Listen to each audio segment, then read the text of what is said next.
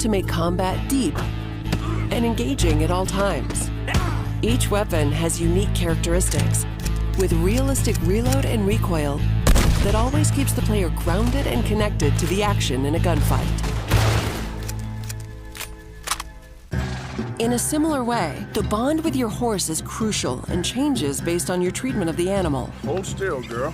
Some breeds are better suited for certain tasks. I got a fella been looking for a decent workhorse like this for a while. Your saddle and saddlebags can store extra weapons, along with supplies and animal carcasses that you pick up while out roaming or hunting. Over time, the bond between you and your horse will grow, making them easier to control in tense situations. Yeah, he's a great horse, aside from when the devils got him. A rich and varied ecosystem thrives in the world, full of predators, prey, and scavengers, all smart and sometimes deadly. You want to come with me? I'll show you how we hunt one. Hunting helps the camp or earns you money. Wound an animal and you'll have to track them down. Animal pelts and other items you find can be traded for cash to use at general stores, gunsmiths, saloons, and elsewhere. This is God's own country, and I feel I'm in purgatory. This is a world that is rich in depth and detail, all designed to be explored on horseback or on foot. As you live the fateful journey of a gang of outlaws on the run across America. In the next gameplay video, we'll look at missions, activities, enemy gangs, robberies, other things to do, and much more, including the evolution of sharpshooting using the Deadeye system.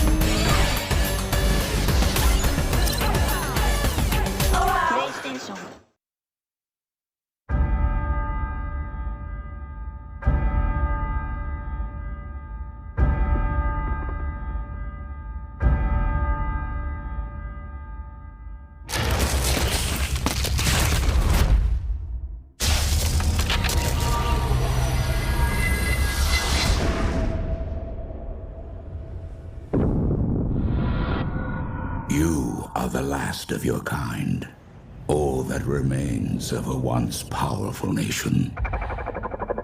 I knew you were real. I always knew you'd return.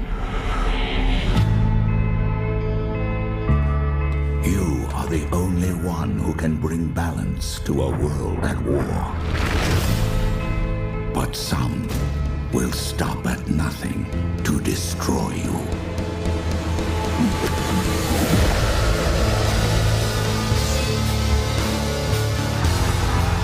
Our destinies are tied, Zuko.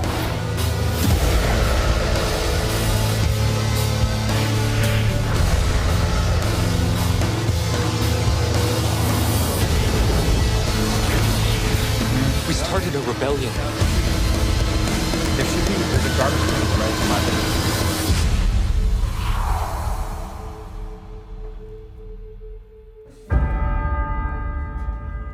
I keep telling them that and they don't listen. Hi everyone, it's me, Brian. I'm talking, and this is what I will be doing. Need him.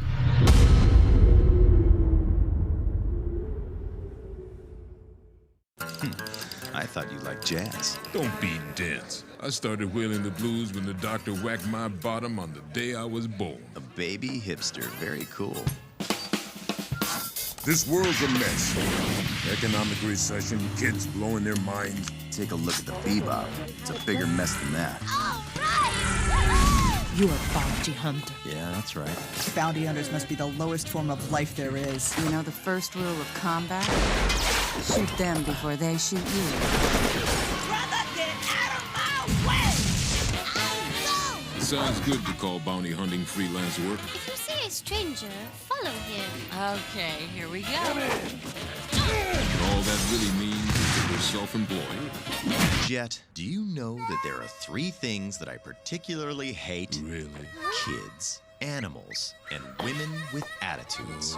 So tell me, Jet, why do we have all 3 of them neatly gathered in our ship?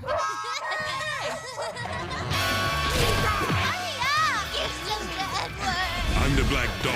When I bite, I don't let go. You know what they say, cowboy. Easy come, easy go. Look at my eyes, Faye. I'm just watching a bad dream I never wake up from.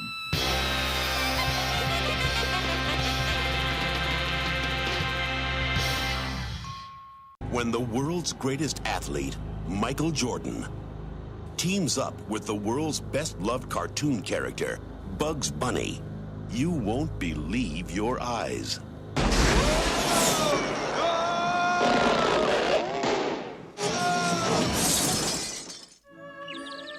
Pardon me, Mr. Jordan. Could I have your John Hancock? What's going on here? We need your help! You heard of the Dream Team? Well, we're the Mean Team. Ready? Yeah! Doc. Yeah. You kick it in here. You go to the hole and dominate. We on defense. Oh, yeah. Whoa. I don't play defense. Warner Brothers presents Jordan, Bugs Bunny. Special delivery! Together, they just might save the world. Space Jam. You've never seen anything like it.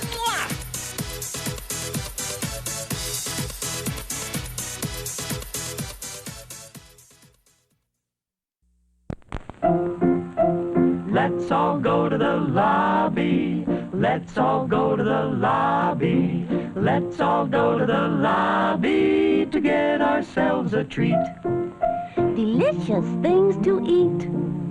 The popcorn can't be beat. The sparkling drinks are just dandy. The chocolate bars and the candy. So let's all go to the lobby to get ourselves a treat.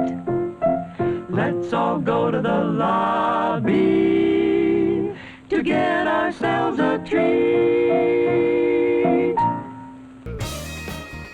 Coming up on Up at Noon, Nintendo Switch has finally logged on to the internet. PlayStation Classic is joining the mini console race, and Toejam and Earl are here in all of their colorful 90s glory. All that and more right now on Up at Noon Live.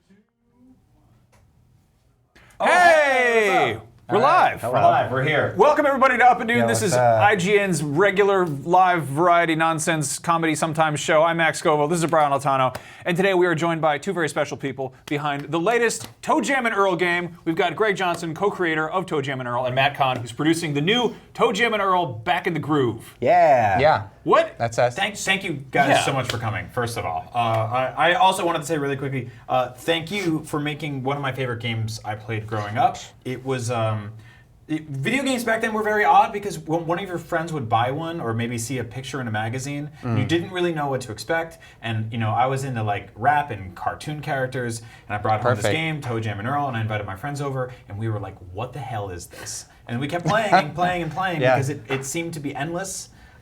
So thank you. Thank you for making that game, and thank you for making the new one. Oh yeah, you bet. We were asked a lot, what were you on when you were making that game? Many times. It was really just a kind of cut and loose back then. It was me and Mark Vorsanger back in those days, just the two of us in an office. And yeah, we just cranked the funky music, and people always ask, you know, why a hamster in a rollerball, or why a crazy dentist or an ice cream truck? What is that all about? Right. You know, what's the meaning? It was the early '90s. You could get weird. Yeah, like we're seeing that was this wonderful, the meaning. Like you it got was it. very much the age of Nicktoons and just kind of goofy hip hop videos and crazy shirts and like large colorful pants, and you could just kind of go nuts with stuff. And I don't know, people weren't, I guess, tracking individual metrics to see what was landing and what wasn't, and people were like, hell yeah, Toejam and Earl, this is weird, let's do it. And obviously, this is like Toejam and Earl. You didn't give them like a millennial reboot or anything. This is kind of them in their original form, yeah? Yeah, that's the idea. That was the whole goal, was to give people kind of a nostalgia blast. People have been wanting to kind of go back and relive it. So we did a lot of updating, but really it's the spirit of the original game with elements of Game 2 pulled in too, because some people love that game, some people were more attached to Game 1. I was going to mention that actually, because the franchise itself has a very sort of strange history. There was a Menacer game. There was like the original that's game. right. Ready and Tomatoes. Not many people know about that one. Yeah, well, back in the day, there was an arms race between Nintendo and Sega to make giant bazookas that you could play 16-bit games with. Toejam and Earl was one of the games supported through that. But so the elevator pitch for this franchise is effectively two hip-hop space aliens crash land on a weird remixed version of Earth. Yeah. And they have to battle civilians of our planet and search for ship parts to rebuild their funky spaceship and fly back home. Is that correct? Yeah. Earth is just like too insane. The crazy, self-involved, insanity of that planet is too much for these cool, funky, laid-back hip-hop aliens, and so they just want to get home, get the heck out of here. So that's kind of what it is. It's sort of a parody, a satire, but in a very light way of who we are, the Earthlings. So I love that, like, sort of the elevator pitch is. It seems very 90s. It seems like a Sega Genesis game, you know. But at the same time, it was also pretty revolutionary in that it's something we're getting a lot of now. It was a procedurally generated roguelike in a sense. That's right. Yeah, why don't you talk? I'm talking. Well, no, this is your game. Yeah, it was really ahead of its time being a roguelike on the Genesis. It was a game that I think that it was so ahead of its time it didn't really catch on at first. And that's why, the second game, they kind of wanted Panic on Funkatron to be more traditional. Right. Yeah. But the fan base for Toejam and Earl has grown and grown and grown over the last 20 years. And so what the audience was really wanting with this new game was the same spirit of the old game, and just building upon that. More different kinds of Earth procedural worlds, Earthlings presence. And all procedurally generated, just very rogue-like. Yeah. Right. We just sort of flipped it upside down, so instead of going down into a dungeon, you're going up in levels, and it's open, and it allowed you to fall off and have more of a sense of, we wanted kind of a lighter, more open, playful sense, not like a dark, closed-in sense like you get from most roguelikes. Yeah, so it's very similar to the first game, but now we have online play, so you now play with your friends across the world, 3 and 4 player, and being a roguelike in 2018, we hope that if the fan base is active enough and wants to continue to see things change, I'm really inspired by things like Enter the Gungeon, Binding of Isaac. Those games have been around, A League with Binding of Isaac, almost a decade. Right. And they just keep on innovating on it and changing it and making it grow. So if the sales are there and people want this to grow, like, it's a roguelike. We can just keep on adding in more Earthlings and more things. So we're really hoping that we have a really successful launch, and then we can keep adding and changing things depending on what people are doing. Fingers crossed.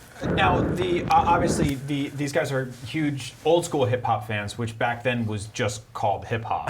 That was what they called. That's right. Like, it was normal to come out with like a big clock chain necklace. Yeah, that was a big Flavor Flav thing, obviously. Yeah, carry your boombox on your shoulder. That was the thing. Rap. It's gotten a lot more, I would say, aggressive. It's sort of regressed back into kind of party music in a lot of ways. There's like what people call mumble rap now. There's a lot of a lot of ebb and flow has happened in hip hop. Are these guys in tune to the modern versions of hip hop music? Are they still like, hippity boppity Run DMC, like, Grandmaster Flash? Are they out there with the boom boxes and stuff like that? Do they retain the old school, or are they listening to new stuff? Like, what's going on with these dudes?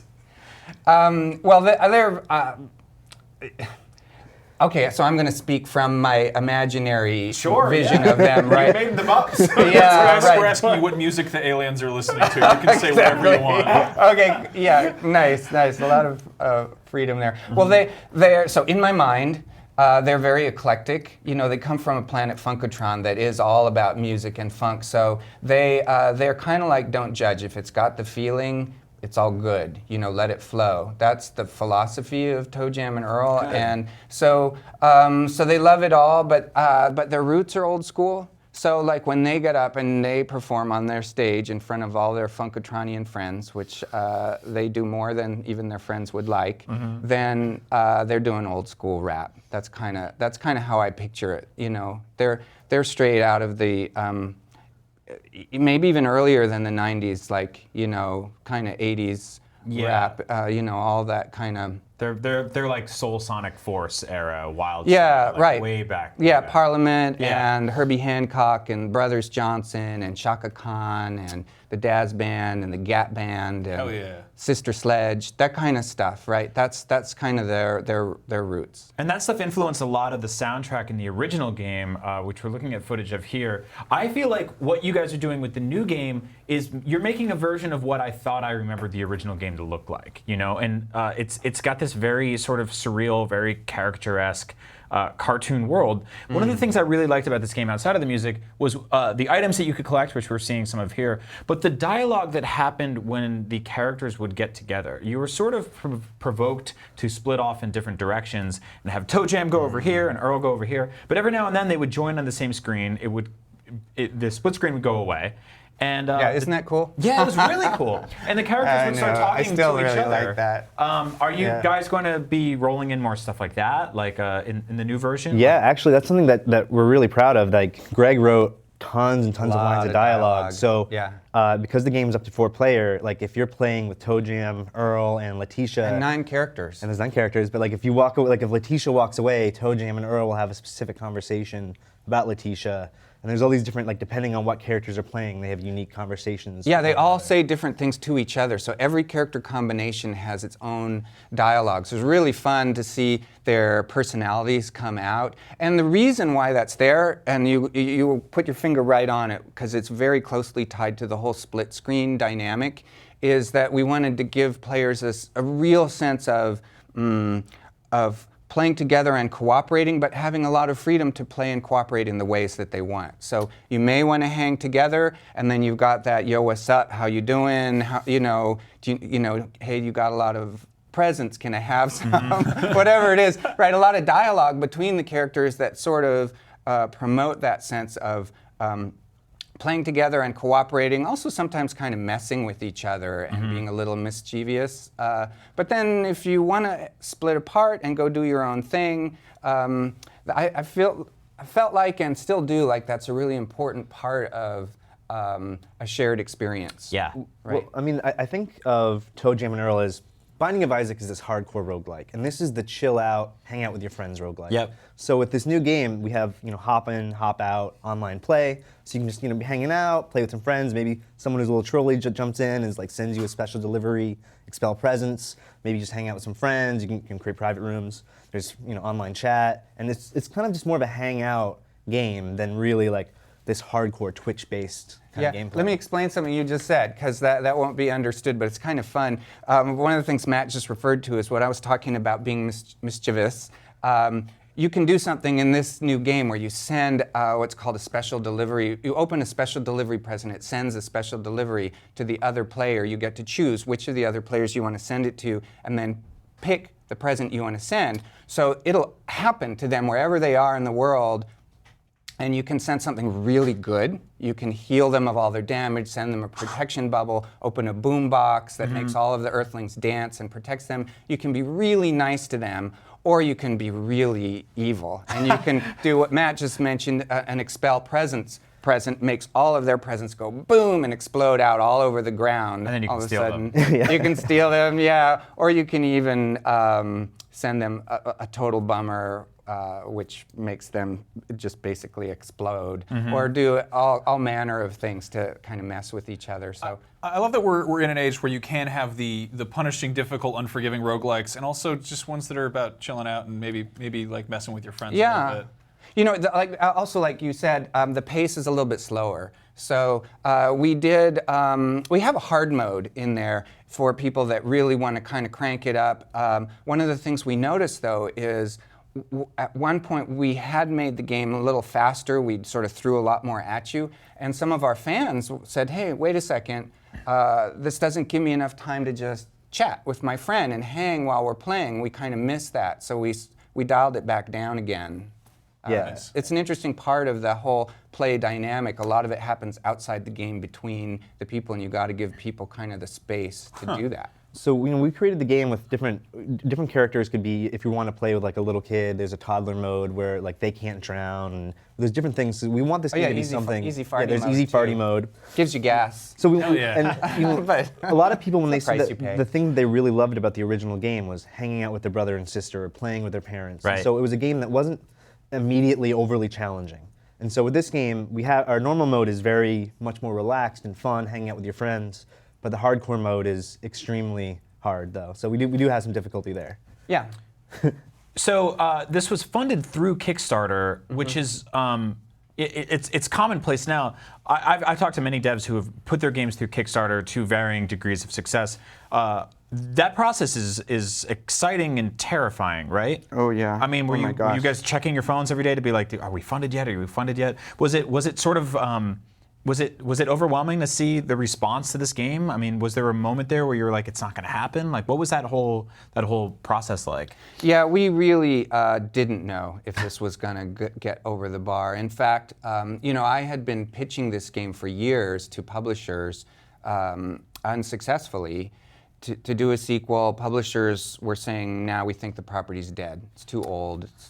People don't want it." Do they not know how nostalgia works? Yeah, right. Well, of course, we had a very strong bias. Everybody loves their own baby. It's like, well, who wouldn't want it? But it didn't matter. They all said no. And so when we went into the Kickstarter, we thought, okay, this is the real litmus test. Right. We'll find out if people want it or not. We didn't know until the very end. You know how Kickstarter works. There's a big bump in the beginning, and then it kind of flattens out, and that's the sweat zone, right? Where you're just like really not sure. Yep. And then the last few days, it does another spike, almost always.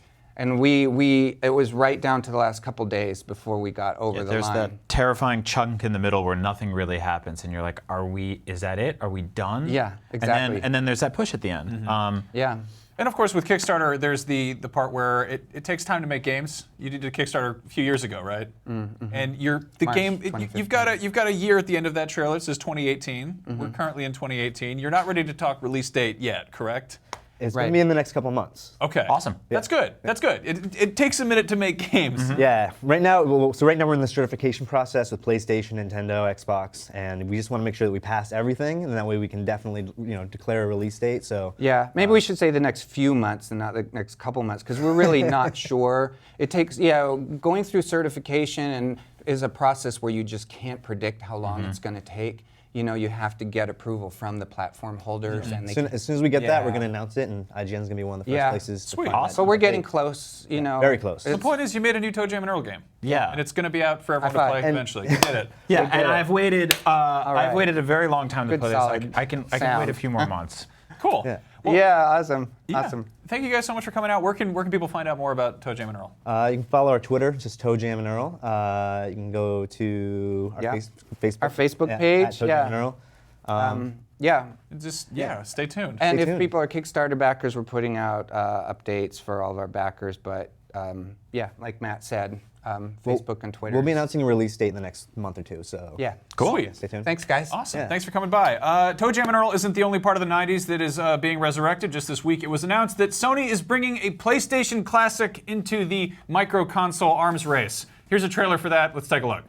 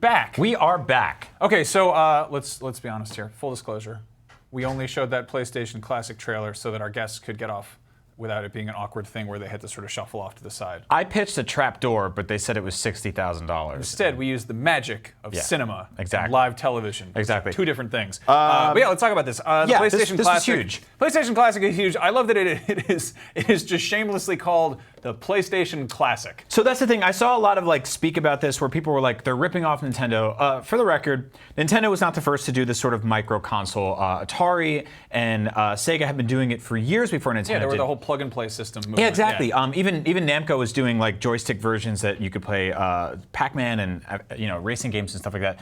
If you've been to a mall in the last 20 years, which many of you have gone to less and less, I understand how commerce works. You've seen these things, but 99 and 1. Exactly. But Nintendo came out a couple years ago and they said, here is the NES Classic, right? And then they did the Super NES Classic. So when I saw this tweet, which popped up very late at night, it was 11:15 the other night, for which in TGS time was right in the middle of the morning or whatever.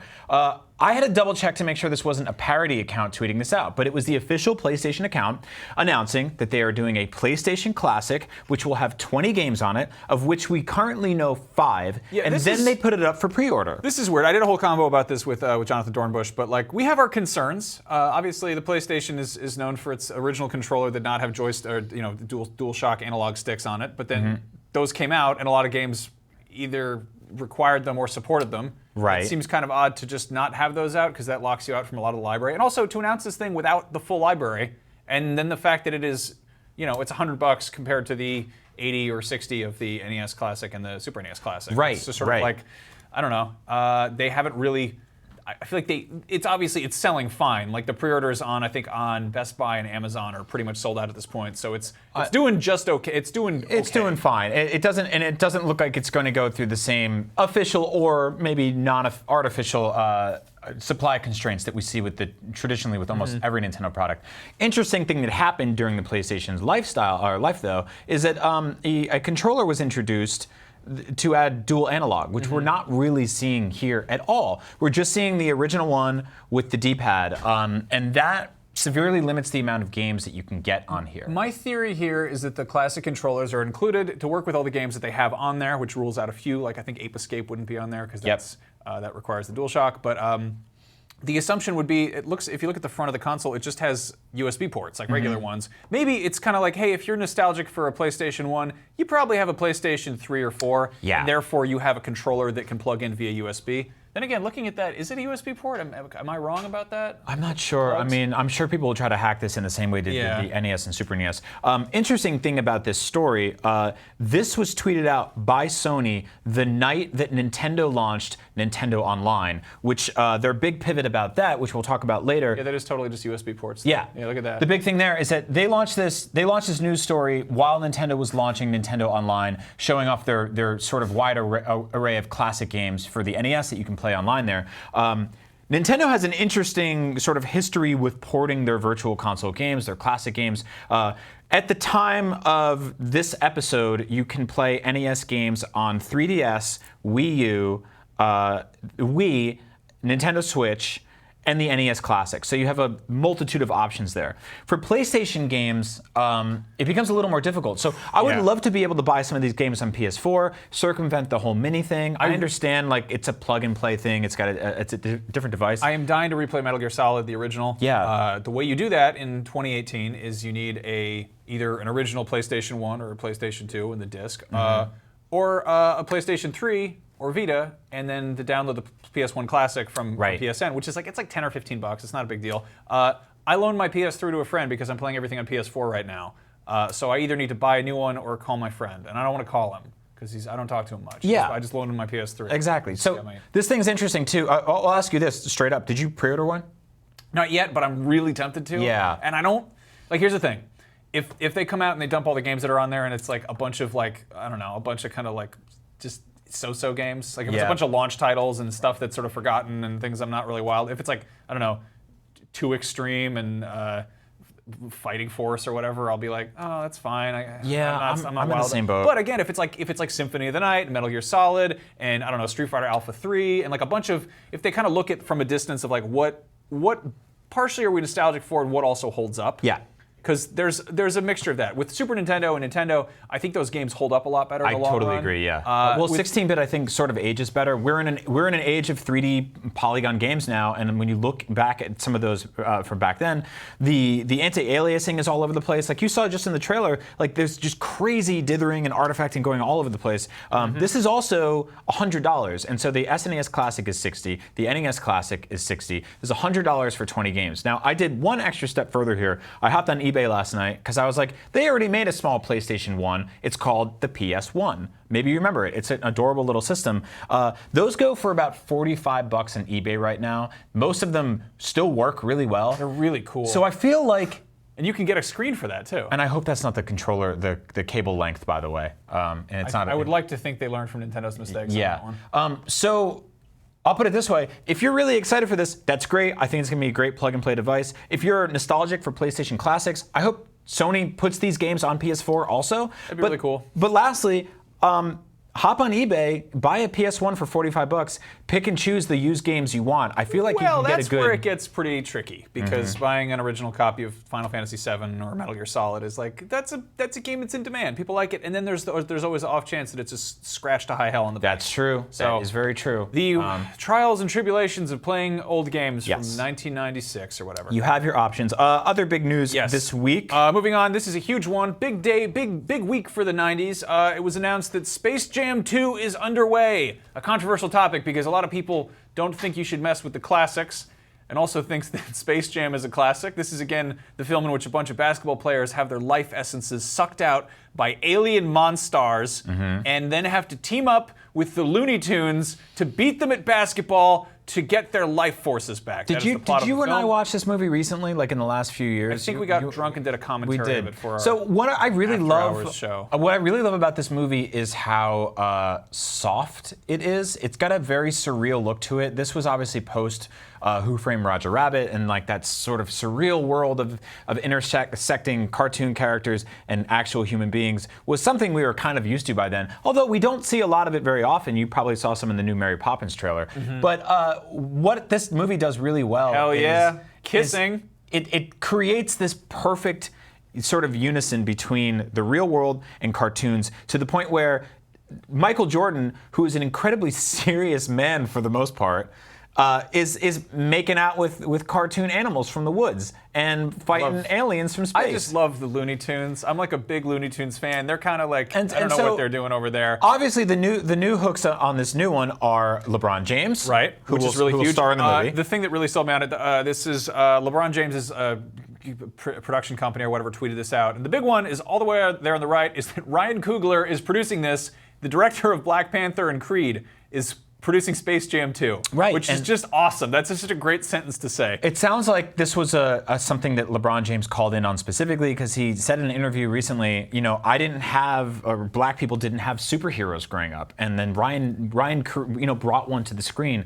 with Black Panther, and so let's try to do that again. I mean, maybe the new generation doesn't have a movie where basketball players make out with animals from the woods and fight dudes from space. I feel like worst case scenario, this is like a Looney Tunes back in action type of scenario situation, and best case scenario, it's like the Mad Max Fury Road of basketball Merry Melodies films. Look at that. That was ahead of its time. Yeah, that was really that is same-sex intermedia kissing. Did I say Danny DeVito? Yeah, it did say Danny DeVito. Was he a producer on that? Yeah. He was doing all kinds. He directed Matilda too. Big year for him, 95. Anyway, Space Jam was 96. Yeah. But yeah, so I'm excited about this. I don't know what to expect. I like that about it. I think again, the sentence here is that the director of Black Panther is producing Space Jam 2 with LeBron James. Yep. That's a great sentence. Anyway, moving on. I don't want to do this story. So we had a big. It was kind of a big week here for finding out about genitals you didn't think you'd be finding out about. DC has a new comic hitting store shelves. Maybe, I don't know. It's called Batman Damned, and it's part of their new Black Label series, which is effectively more mature-aimed DC Comics. We have an image here if you'd like to take a look at it. I've carefully censored it. You're bearing the lead. You see Batman's junk in the new comic. You could say dick. You could say dick. It's just all right, let's say it. You could say Batman's dick. You see Batman's dick. And we're not referring to Nightwing, Dick Grayson. Nope, not him. No, it's Batman Damned. Not Robin. So here's the thing. This is actually a really cool. This comic sounds really good. Why don't you show it? Because I'm tired of looking at it. I don't want to see Batman's dick anymore. Okay. Tired of looking at Batman's dick. Here's the thing. I have no problem with. I have no problem with dicks. I have no problem with Batman. I went to art school. I saw a lot of dicks there. You draw them, you go into class, you sit down, and you draw them. That's how it works. Here's the problem with this. This news or this announcement or this reveal comes on the heels, which is a weird thing to say, of Superman possibly exiting their universe, of like multiple Joker movies being in production, of us not really knowing what's going on with the next Batman film, which Ben Affleck might be starring in or might not be starring in, or he might be getting divorced, or he might not be getting divorced, or he might be an alcoholic. I don't know what's going on with about the comics. No, but DC's kind of a wreck right now. No, honestly it's not. This seems like a stupid kind of thing they would do to sort of a prison rules thing to get everyone's attention. Don't show that picture. That's Batman. He's Batman's sick. Are you sure? No, this is. I don't know if he's sick. Please don't show that image. Anyway, this is Brian Azzarello who did 100 Bullets. He did a really great standalone Joker story that kind of took some liberties with the DC villain stuff. So we definitely are bearing the lead here. That the fact that it's Batman's dick, Batman. He also swears. It's the other one. I like on this page alone. First of all, the fact that it's titled "Damned" is like, ooh, they're saying a cuss word in the house. Batman would never say that on Fox Kids and Disney, WB afternoons or whatever. And this one he's saying the S word, and we're seeing his wiener, and it's just like, wow, this is so gritty and adult. But honestly, like, Brian Azzarello is a great writer. This could be like a great comic. I think early buzz on it's really good. But then, end of the day, the whole thing is all just shriveled up and just disappeared entirely because apparently DC is going to shriveled up and disappeared entirely when you're talking about Batman's. It's got nervous and went flaccid. I don't know. DC decided to pull out and they're stop it. I think they're censoring this. And I'm unclear. They're censoring it. I'm unclear if they've released any versions of this. I don't know how we have this image. They released a print version. The first print version will have this. All versions after that. So, it's gonna be worth a lot of money. That seems like they're trying to get people to run to the comic store and just come in all out of breath. But, you have that issue where you see Batman's dick? Do you have it? Is it in stock? I want to buy it for my collectors. So I want my kids someday to look at Batman's dick. Show it to me. I don't know if we're gonna get in trouble. I don't have it. What do you mean you don't? I know. I can tell you what side. I think there's a limit of number of times we can Yeah, it hangs to the right, by the way, if you haven't seen it. No, this the angle of the word art of the sound effect here is accurate. I covered it up discreetly. And in the next issue, you see his taint. So that'll be fun. Batman's back, and we can't wait. You know what? All right, let's keep going. All right. Speaking of DC, wow, it just keeps getting hotter. Do you love the Joker? I do. What about if he was just a regular dude in his 50s? You know, I always loved the Joker as a character, but my whole problem with his persona was that he's really he's too wacky and off the wall. Yeah, his hair is a strange color, and his skin is all weird. And honestly, he's always laughing and doing crazy stuff. Wouldn't it be more interesting if he was just a man named Arthur? Well, that's the hook behind the upcoming film, Joker. And here's our first image of Joaquin Phoenix as the Joker. More like walking Phoenix, because that's where he's going. He's leaving the Ha-Ha's talent room. Get it? Yeah. So we got images of this. Again, this is like a paparazzi photo of a set visit or whatever. We did get an official image of him. I couldn't find it. I don't care. He looks like the dude in No Country for Old Men. He's got like a kind of a dorky haircut, and he looks like a little bit crazy in that very mundane kind of way, which is not really what I get from the Joker. I get that this movie could be cool. From the director of the Hangover trilogy comes the Joker film. It could be a great movie. It could be awesome. But the fact that the first things we're hearing about this movie is that it doesn't have Alec Baldwin, and that here's a picture of Joaquin Phoenix with a bad haircut, you're not really selling me on the part where this is the Joker. Like, this is the biggest problem, I think, with DC stuff, is that they let the cat out of the bag way too soon. Yep. They tease stuff way in advance. Like the fact that the first time we got to look at Aquaman, that movie that comes out in like 4 months, was prior to his brief cameo appearance in Batman v Superman via Zack Snyder's Twitter feed, when he put up Unite the Seven. Sees, friends, I don't know what they're talking. Anyway, it's just... Okay. Maybe just. I don't want to talk about this man anymore. Okay, fine. I don't. We were going to talk about how Jim Carrey is playing Dr. No, we have a lot of stuff that we really love that we have to talk about it today, and I don't want to talk about. Fine. Moving on. In other news about things that people maybe they're excited about, maybe they're upset. I don't. Netflix is doing a live-action Avatar: The Last Airbender. I like this animal. I don't know. I don't watch. It's Appa. I don't read that It's like or a whatever. flying yak thing. Yeah. People either love this show or have not seen this show. I don't know anyone who's like, yeah, it wasn't for me. I've caught, actually, I guess I'm sort of like that. I've caught bits of it. I just never fell in love with it. I respect the hell out of it. I haven't seen it really. It was on in the background at my home. My wife and my roommate were very excited about it. I know a lot of people who are great and who enjoy this show. I'm like, I'm whatever. I don't know. I haven't gotten into it. And M. Night, don't show this. The people are going to get outraged. M. Night Shyamalan made the live-action film before in 2010. People hated that. People got very upset about that. He did everything wrong with that. He didn't even whitewash the cast. He straight up like inverted colors on the cast. They were like, let's make the bad kid brown and all the good brown kids white or whatever. And then he just straight up, there are parts in that movie in the cartoon where there's like Chinese characters in the background. M. Night Shyamalan went in and just made like random squiggles and stuff. Okay, we can move on. I'm just saying. What do you have? We don't have anything to say about this. That was stuff to say about it. That's stuff that people hate M. Night Shyamalan's movie. They hate the version that he made, and now Netflix is doing it. Great. Moving on. Let's move on. We can move on, chucklehead. Here's something that I'm excited about, kind of. It was announced in a hot news-breaking interview between The Hollywood Reporter and Disney CEO Bob Iger, who releases all of the big news about Disney in off-the-cuff interviews, that Kevin Feige, who's been in charge of the Marvel Cinematic Universe for ever so long, will be taking those gifted youngsters over at the X-Men Cinematic Universe under his wing, assuming that the Disney-Fox buyout goes through. That's Kevin Feige in the front there. Not the one on the right. That's Magneto, master of magnetism. Yeah, I don't know. I believe it. I'll believe it when I see it. I'd like to see good X-Men movies. I think that Kevin Feige can make that happen. I'm also, a little bit disheartened that soon Disney will own everything from my childhood. Yep. And I can't do anything about it. No, this is good news. I hope they make some great stuff. Hey guys, it's me, Kevin, and I'm back. I wouldn't to want tell you all about the Gambit, the Cyclops, Psylocke. I guess the question is, what happens to all those movies that they have supposed to be coming out next year? They all go in the garbage. They've had to delay several of the Fox. Like I don't have the utmost faith that Dark Phoenix is going to blow everything out of the water. I think New Mutants is a cool idea that's not really being executed great. X-Force could be cool. Yeah, I don't know. I'll probably check them out maybe, unless they just look awful. Anyway, moving on. Let's talk about something else, please. I'm tired of that. Anytime you want. Okay, I want to talk about some just fantastic news. So one of the biggest games of the year, as you know, is Red Dead Redemption 2. It's coming out in about a month. We have not seen a ton of it. Rockstar has very deliberately sort of like piecemealed out some screenshots here, some gameplay trailers there, some teaser videos, some tone pieces.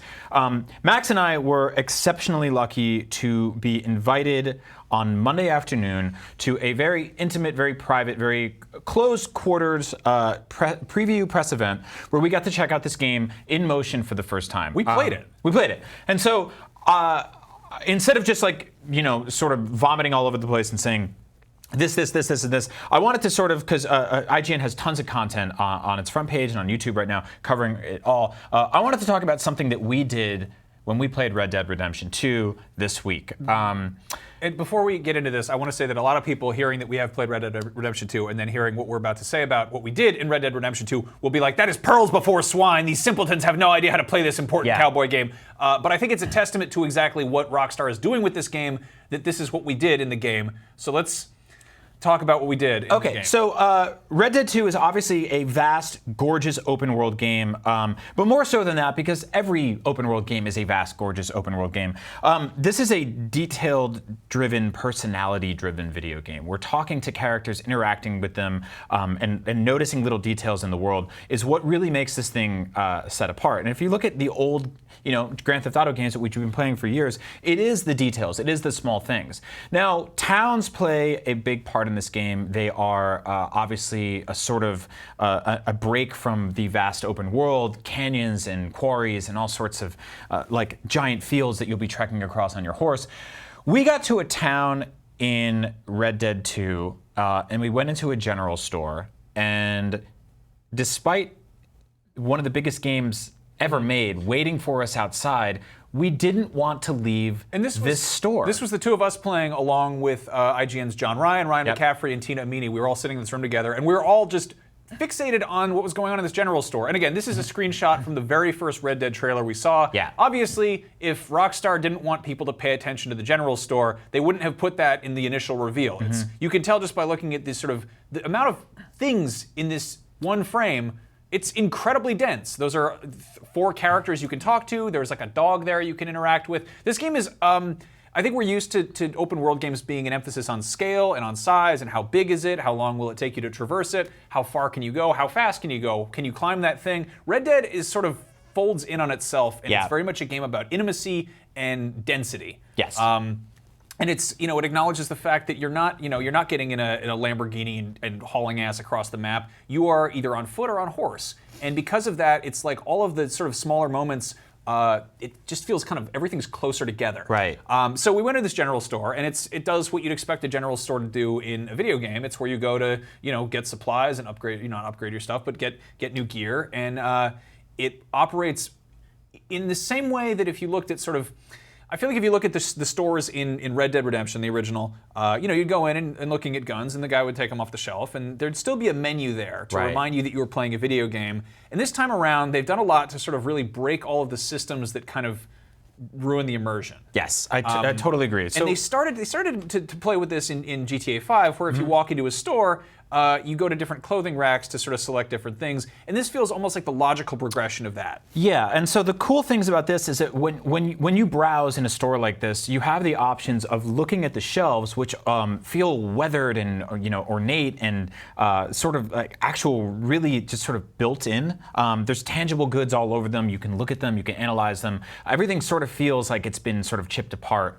And there's items on the shelves that you can buy, and then we walked up to the counter, and there was a plate of cheese, and you can pick up a piece of cheese and eat it. Let's get to that in a second. So obviously, if you go to the store, they can't have like every single thing there represented on the shelves, because that would be, I don't know, overwhelming, or else just it would look kind of corny. So they fight it in an interesting way. So if you're getting sort of stuff that would be sort of too long to look through it in every possible way, they do a very canonical explanation. They have a Sears and Roebuck catalog, or whatever it's called, and it is authentic in the way that you would expect a Rockstar game to be. These are actual pages from an old catalog. I'm doing sort of an artist mock-up here because we don't have gameplay or screenshots to show you. But basically, Arthur walks over to the counter, and there's this catalog there, and you see him open it up, And this is in place of a menu you have to navigate that reminds you you're in a video game.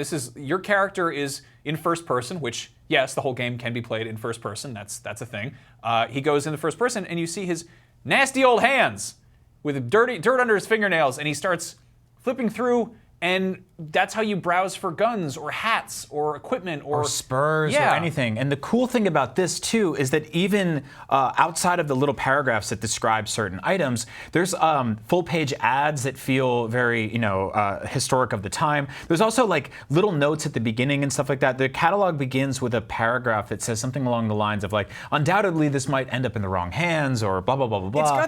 It's got sort of a historical, like tongue-in-cheek kind of sense of humor to it. And again, like everything else in this game, it feels authentic, it feels real, it feels lived in. It doesn't feel sort of cartoonishly over the top, which I think a lot of GTA veers into. It feels like a real place with real things that you can pick up and hold and touch. Yeah, and you mentioned the plate of cheese. That was other things. We walked to the other end of the counter, and you chuckleheads are all like, Is this like Trader Joe's? Can we go and just have the cheese for free? And Arthur goes over with his dirty old hands and starts, looking at the cheese some more. And it's like incredibly detailed, like 4K HDR video game cheese. Yep. And at this point, our the kind of Rockstar rep was like, we appreciate you guys having attention to this detail, but we should probably stop looking at cheese and hats. We should probably go explore this world. But that really just does explain, that sets the tone for what this game is like. This is a game where you're going to be having these endless, like, minuscule interactions with little details and things, and they really, I mean, it's been said repeatedly ad nauseum.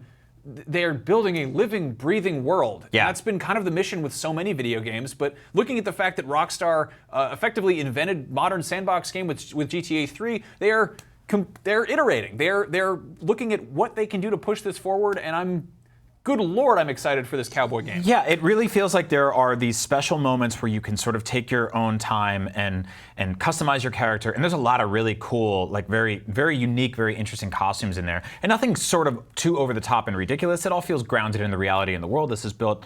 But then you can step outside and you can ride a horse and rob a train and get into a gunfight and all the other stuff. Like you can still beat the crap out of dudes and shoot guys in the face and try to launch your horse off a cliff, and there's dynamic weather and all this stuff. And you knew that. That's stuff we all knew. Like, we know that this game is full of this stuff that we've come to expect from a badass AAA action game in 2018. But it's just, I think it's amazing that they made this game where you've got these incredibly detailed weapons, but the way that you buy them is from a black and white catalog that has drawings of them, as opposed to having some video game menu pop up that lets you rotate them. It's really cool. I mean, you and I grew up with stuff like the Sears catalog and like Toys R Us catalogs, and seeing stuff like that, or like ads in the back of comic books for like weird mail-away things. I really like where this is going. Obviously, we have so much more to say about this game and so much more coverage. So check out IGN after the show's done, and check out our previews and videos and all sorts of stuff that's going up there. We'll be covering this game for the next 5 years, so you know where to go. Yeah, I mean, but for now, we did want to share just that small, intimate story of something that we couldn't stop doing, despite the fact that the rest of the world was out there waiting for us. Yeah, you can go into a store and touch some cheese with your dirty hands. Look at those nasty mitts. This game's legit. Like, this is. I had a lot of like Sam Neill. I kept describing it as like Sam Neill getting out of the Jeep, looking at the Brontosaurus in Jurassic Park moments, where I was just like tearing off the sunglasses, going like, "Damn." Yeah. So that's a big thing that happened this week. There's my hat. Can you bring it over here? Yeehaw! Giddy up and rodeo. Now, another thing that happened this week that was, long awaited is that Nintendo has finally rolled out Nintendo Switch Online. Obviously, we all had some trepidation about that for a number of reasons. One, the Nintendo Switch hardware sort of shoehorns itself into being able to succeed and fail at certain things when it comes to the kind of modernized infrastructure we expect from Steam and PlayStation and Xbox, but also because it's Nintendo and they have a weird kind of historic way of kind of bungling this stuff, but being pretty cute about it. So we got to play a bunch of Nintendo Switch Online. I really dug into what was going on and what was working, wasn't working. So we thought we'd put together a quick list, just our impressions of the good and the bad of Nintendo Switch Online. And again, this is at launch. Yep. This is obviously going to change. This will improve. It's an online platform. They're just kind of putting it out there. But first things first, The good. The NES games. Now, this is very odd because NES games have historically been tied to Virtual Console, which is their sort of like label for retro games on modern platforms that they sell. Nowadays, they are through the online infrastructure, which is odd, but it sort of makes sense. So hear me out. Nintendo has launched something like 20 brand new NES games on Nintendo Switch. They can be played in handheld mode or in dock mode. They can be played online or offline. So there's a lot of good going on there. The company promises new games will be added every month. So the good is that we've got a bunch of iconic games: Mario 3, Super Mario Brothers, Donkey Kong, The Legend of Zelda, River City Ransom, Hell yeah. Double Dragon, like some of my favorite games of all time, Dr. Mario. They're all here. They're all playable right now, and it's $20 a year, and there it is. And so they're going to keep adding more games, and that's good, right? So there's a good right there. Here's the bad.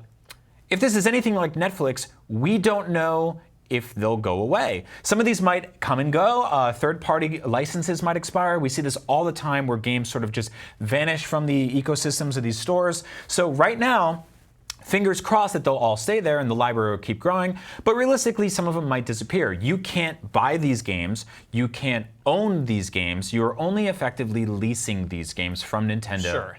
Now, something that's worth noting is that, like, again, this is at launch. The fact that there are a bunch of effectively free video games that come with your online subscription, it's kind of awesome. It's pretty cool. Like you get obviously with Xbox games with gold and then PlayStation Plus stuff, but like to kind of, I feel like the process of buying a subscription to an online multiplayer thing for games is just, it's not really exciting. You know, it's kind of like buying a new console in that it's really a means to do something more fun. Yeah, I will say that, like, when I signed up for Nintendo Switch Online, if it wasn't for the NES games, there's sort of a moment where you're like, well, what did I actually just pay for? Because, you know, if you've been following Nintendo Switch or you own one, you've been playing games online for free since launch, and now they flipped on the pay switch. And so to incentivize that, obviously, they gave you NES games. So going on from there, because to me, the NES games are kind of the star of the show, which says a lot about their infrastructure. Let's talk about how they control. I will say that they are snappy and fun and easy to play. You can play them with Joy-Cons, which is really interesting. I played with the Pro Controller. We've talked about this in the past. I've modded my Nintendo Switch using shells on Amazon, as you can see right here. Here we go. And I put a D-pad on mine. So it's great. They work really well. They control it really well. Here's the bad, though. You can't customize the controls on these systems like you could on Wii U or other platforms. So you see that Y and B angle I just illustrated there. That's how most people play, I don't know, Super Mario Brothers. Y runs, B jumps, you know, the bottom of your thumb does all the leaping and the top of it does all the running. You can't do that here. You can do that with X and Y. You can do that across with B and A. None of them feel just right, which means that no one really sat down and said, like, let's try this out with Super Mario Brothers and see how it works. And you can't customize these controls. I'm hoping this is something they patch. This seems to be one of the biggest complaints about the service right now. Y button is effectively useless in this scenario. So let's see if that changes. It's also kind of hilarious that one of the biggest complaints about Nintendo's online infrastructure is the button configuration for a 35-year-old video game are a little bit wonky. It's a little wonky. Yeah. We will keep going. You can play these games online, which is great, because you've never been able to do that before. This is the first time in history where you can play online with your friends, which is maybe on Hulu. I don't. Maybe. Now I don't know how many. I'll put it this way: how many of your friends have Nintendo Switch? I don't know. 10, 5, 1, 3. One of those numbers, maybe 0. How many of those friends have Nintendo Switch, pay for online, and are online at the same time as you playing an obscure NES game from 35 years ago? Way less. So that means you should be able to play with strangers, right? People from the internet that, I don't know, could be fun to play with. Let's check it out. Nope, you can't. So you can't play with strangers. I believe this is a film. I have not seen it. Really, just a great use of images there. Yeah, this is what the Friends cast looks like now. The first pictures you came up with, like you just searched Friends on Google Images? It's been a morning, man. All right, fair enough. So you can't play with strangers. You can't play with people that you haven't met. So that really limits the amount of people you can try this out with. that sucks. I hope that gets fixed. You know, a Number lot 4. of people do get catfished through Balloon Fight, though. That's so true. it's kind of Yeah. a key thing. That's good. Nintendo's looking out. That's a very, very true. Coming up next, we have the display. Now, game display options for NES games online. You have 4:3. You have Pixel Perfect, which is my preference, and CRT filter. 4:3 stretches it a little bit. I'm not crazy about that. CRT filter adds the sort of like old scanline looking things. You know, if you've played games on a big fat old TV from 30 years ago, maybe you remember that. That's good. I'm glad that exists. Here's the bad. You see that thing down there? Can you move us out of the way for a second? It says select, start, and ZR at the bottom of the screen always. That never goes away. So no matter what NES game you're playing, it just gives you button prompts, which is ugly. It sucks. Like, I don't want that there. Hide it. Give me a button. Use that Y button that you're not using for anything, and let me hide it. Get that out of there. Next. NES controllers. Now, special options is one of the functions that you effectively sign up with through Nintendo Online. One of their first ones that you saw in the Direct recently are NES controllers. They look awesome. They're authentic. They click into the side of the Switch like your Joy-Cons do.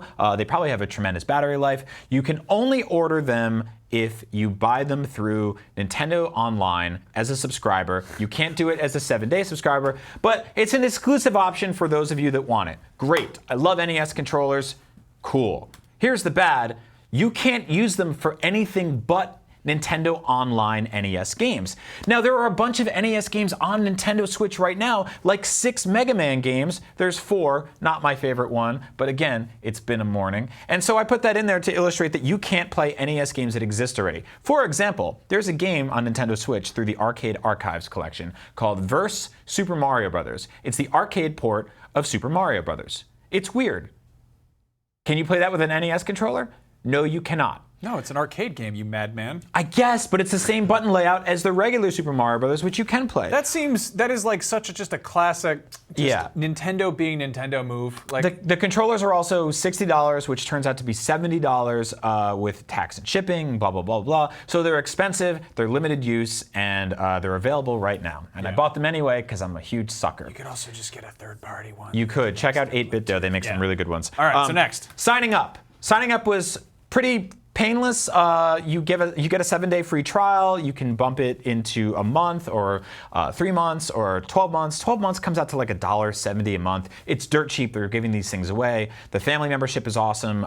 You can get multiple accounts on there. It gets a little sort of like dodgy in terms of like the language of how that all works. So like John and Kate all have Switches with all their spawn. It's a little odd. Who has? I mean, that's so signing up is quick and easy. You can do it through the Switch. You can use your gold coins to pay for it. So if you've bought a bunch of digital games before, there they are. You can use those points there. Here's the bad. When you're done doing that, they don't explain anything to you. Here's an image they have on their website of how to use cloud saves and everything like that. But nothing on your Switch tells you how to do that. It feels like weird snake oil. It does. Feels very odd to just be like, yep, you gave us the money. They don't even nudge you to go play NES games. You have to go to the eShop and pull up that icon itself, which, as you know, on the Nintendo eShop, 30 games come out every week. Things get buried, so I don't know how that's going to work out. Right now, you pay $20 and you effectively get nothing immediately and no instructions on how to use it. And finally, voice chat. Voice chat obviously is a big, big thing across all video game modern consoles and playing online. It's not exactly the sleekest thing to do on Nintendo Switch, but they've got it. They've got voice chat, and so do we here at IGN. The picture you hugging Mario is just awful. That's how I learned how to be a parent. If I saw that picture and hadn't met you, I would not be your friend today. I feel like that guy's. I don't know how I feel about him. Yeah. Adult man hugging smaller Italian. I think he'd still be my friend. I'd be friends with Pear though. He's trying to use that as a phone. That's hilarious. No, it's not. That means he doesn't know how it works. So anyway, that's how it has voice chat. Hooray! NVC is a show that started as a joke because Nintendo voice chat was not a real thing, and now Nintendo has voice chat. So it's got to work, right? Yeah. Perfectly. Yeah, totally. Kind of. So here's the bad. You need a dedicated iPhone app to make that work. And so that means that you have your Switch open, you have your phone open. Both of those things need to be charged by completely separate charging cables.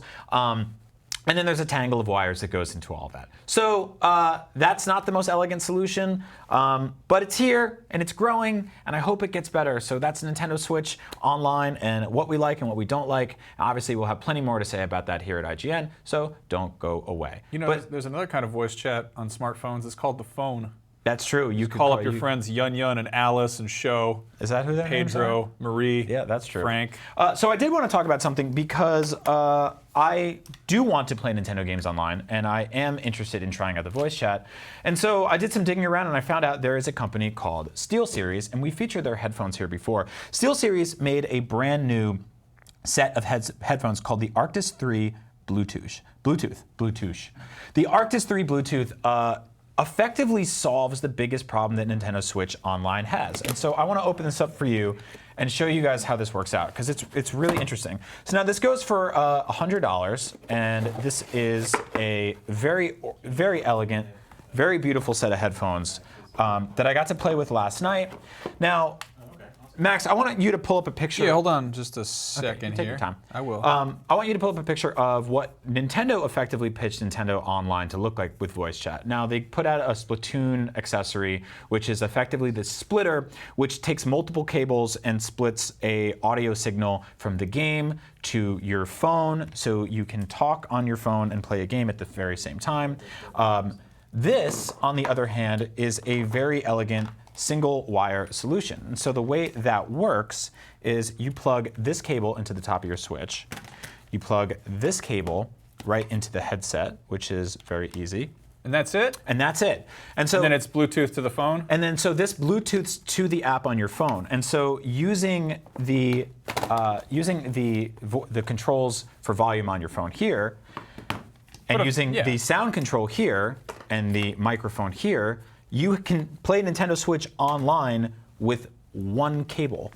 That's it. I love this. You've got the device, Yep. the headset, one wire. That's It's the like whole the thing. 90s. It makes perfect sense. That's the whole thing. Yeah, and they're this super is comfortable. and this is compared to the official answer, which was this image here. Yeah, so this is actually, Nintendo put this out, and to make it even more confusing, they splatted ink paint And all like over danger patterns and stuff. Yeah, and so they wanted you to do this. This is just a lot. That's obviously that's 3 different cables there, or a splitter. There's a lot going on.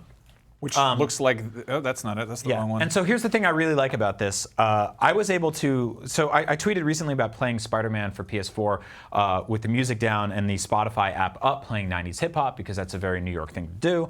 On Switch, you don't have a dedicated music platform or anything like that. There's no apps for that.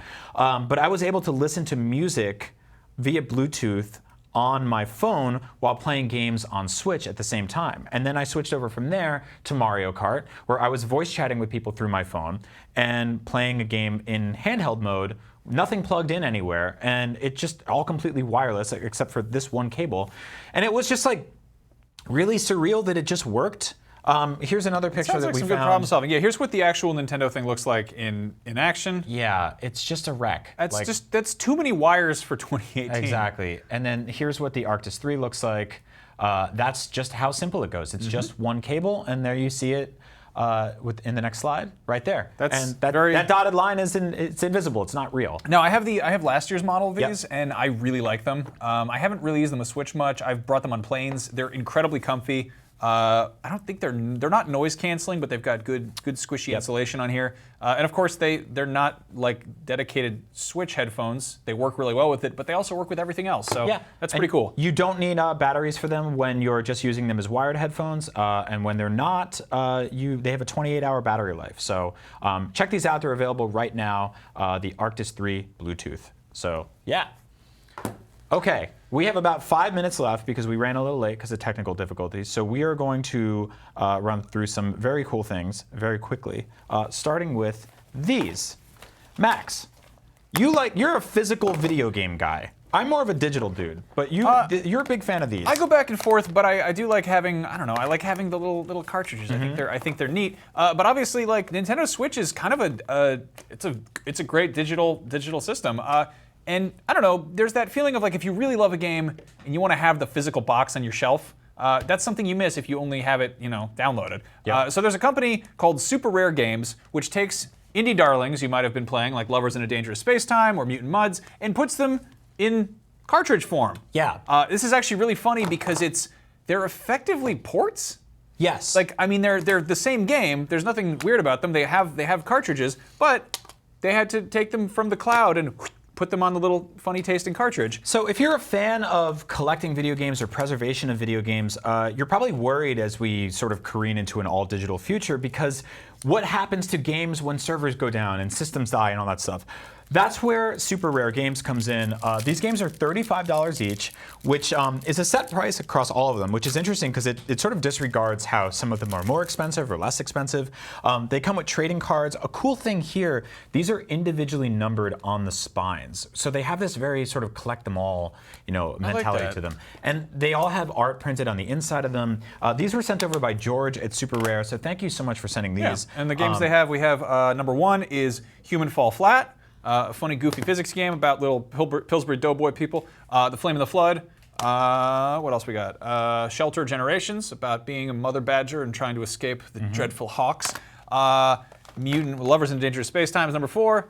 And then Mutant Muds, which even has a slipcover. Yeah, and so these get about 4,000 copies of printed for each of these. So they're going to be super rare. I mean, that's just not the name of the title of the company. There are $35 each. Upcoming games are Adventure Pals, the Faerun Collection, which is a sort of Zelda-like, and N++, which is a brutally hard platformer. And these are available at superraregames.com. So nice. Look at them on your shelf. One last thing.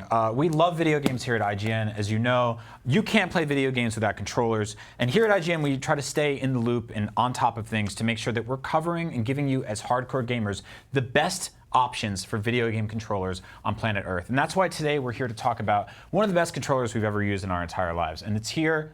I don't believe anybody else in the industry is covering this. This is an exclusive on IGN. New controller. Yes. This is the Fisher-Price Learn and Game & Learn controller. This is just brilliant. It's completely wireless. It's got an analog stick, shoulder buttons. It's got a better D-pad than the Nintendo Switch does. I would say that some of the functions on this controller, this is really for some of the most hardcore gamers. You can tell by just looking at the analog stick. This is for precision aiming. This was probably made with the help of leading esports athletes. Yep. Obviously, the triggers on one side, they're doing something pretty crazy here. It's a rocker switch, as opposed to your typical kind of trigger. But you can tell there's some great resistance there, incredible feedback. And on the other side, this is just really revolutionary. Yeah, this literally. is huge. I was talking to some hardcore Fortnite, PUBG, and even Dota players, and they were saying that this was the controller to go with for 2018 and beyond. Now, there's a lot of options here. There is that you can learn sounds. You can also learn numbers, which is really important.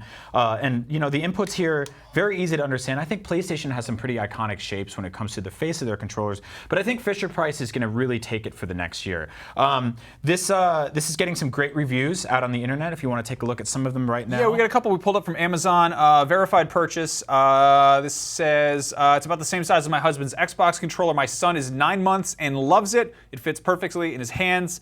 So obviously it's a great competitor for the Xbox controller. It's got tons of exclusive games such as Alphabet, which is a huge hit for almost everybody in the world. It's a real triple ABC title. This is a really special controller. Yeah, and then the Master Debater said, did anyone think about the size of this controller when it was being made? My kid cannot even hold it. It's gigantic. I'm an adult and my full-sized hands can use it, but it's for kids, right? No, this is a professional. This is hardware for pro gamers. This is not for children. I don't think children should touch this. This is really important too.